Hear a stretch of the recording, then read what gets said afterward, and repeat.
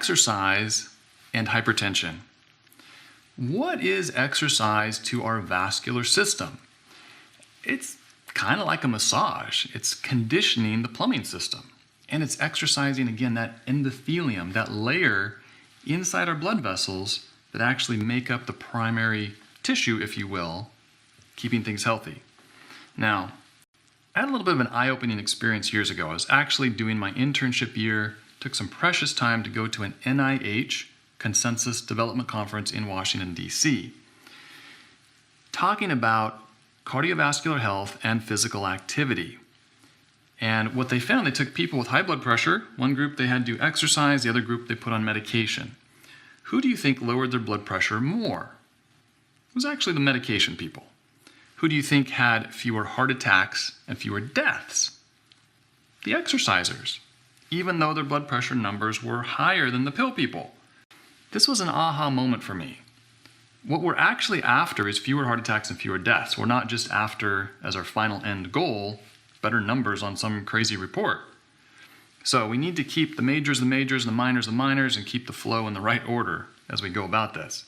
So how much exercise do I need to do to get blood pressure benefit to stay normal and healthy? Good news, it's actually not that much. 30 to 40 minutes a week will drop your blood pressure on average, the top number, about 7 points. This is per week. 60 to 80 minutes per week, that's only about an hour, may drop it 14 points based on the science.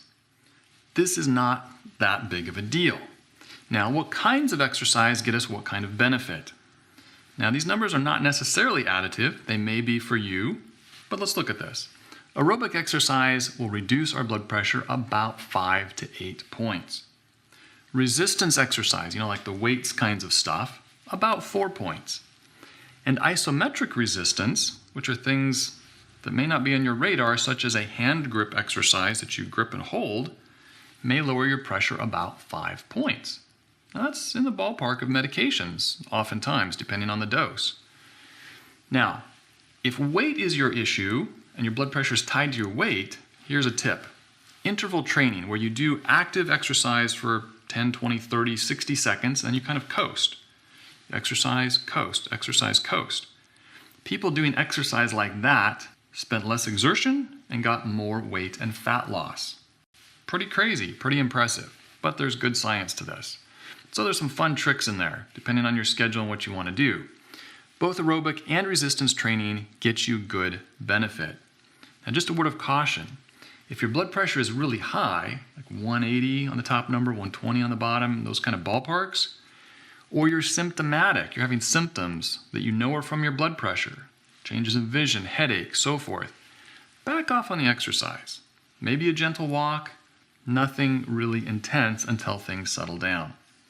Now, just a mention of this isometric hand grip exercise.